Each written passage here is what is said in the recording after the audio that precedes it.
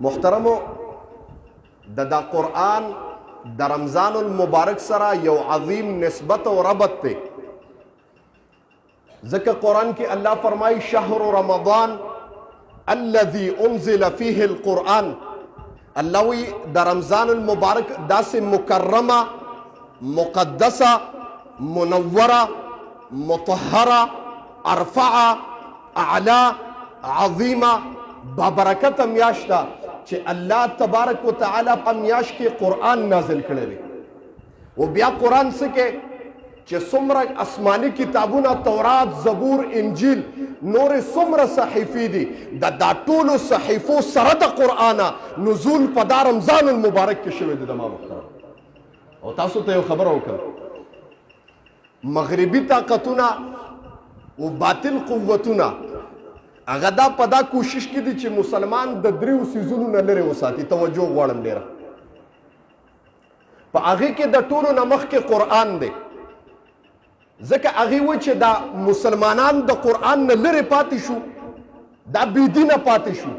و چې بېدینه شو په دې کې بیا مونږ کار په اسانه کولی شو. زما محترمو یو و دویم نمبر د مغربي طاقتونو د باطلو قوتونو لوی مشن دا دی چې دا مسلمان مونږ د جهاد د لارې نه پټ وساتو زما محترم او منقطعت وساتو. او په دریم نمبر چې تاسو ته به نن په هغه موضوع باندې بیانم کوم، په دریم نمبر عشق و محبت رسول صلی الله علیه وسلم مبارک چې دا امتیان و مسلمانان د خپل پیغمبر د سیرت نه ناواقف وي، د محمد رسول الله د احکامو نه ناواقف وي، په دې کې بیا مونږ ته کار کول اسان دي. زما محترمو هغه تاسو ته ښکاره کېږي ځکه چې انسان د پیغمبر د سیرت نه واقف وي او دی د پیغمبر د صورت نه واقف وي او دی د پیغمبر د احکاماتو نه واقف وي. زما محترمو نو دته بیا په دین باندې تک اسانی ده.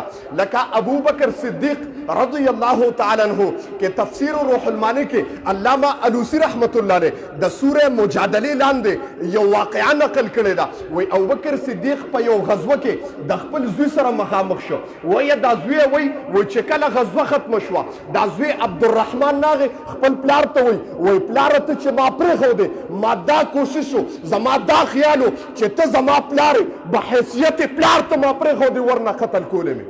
توجه غواړم ډېره. نو ابوبکر صدیق رضی الله تعالی عنہ د محمد رسول الله صلی الله علیه وسلم گویا خلیفه اولم دی او د نبی اسلام یارم دی. او زه به یو بله جمله ووایم چې هغه په حقیقت کې د محمد رسول الله غلام و. زما محترم الله دې موږ د نبی اسلام غلامان جوړ کړو. ټول امین وایي ځکه د نبی اسلام غلامي دا په حقیقت کې بادشاهي ده.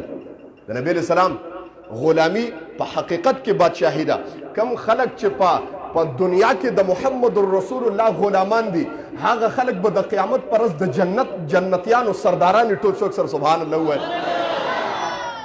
وای پلار ته ما په دې حیثیت پرېښود چې ته زما پلار وي ورنه ما لیدلی وي.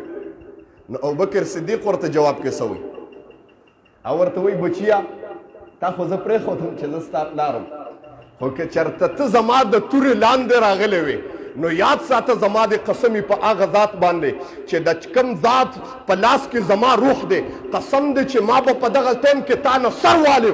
د هغې وجه دا ده چې دغه وخت کې ته په غزوه کې د محمد رسول الله دشمن وې او کوم چې د محمد رسول الله دشمن دی که هغه د ابو بکر پلار ابو قحافه ولې نه دی هغه زما هم دشمن دی. ټول څوک سره سبحان الله وایي.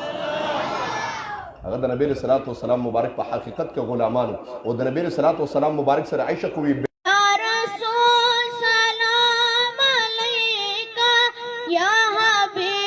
سلام علیکہ سلام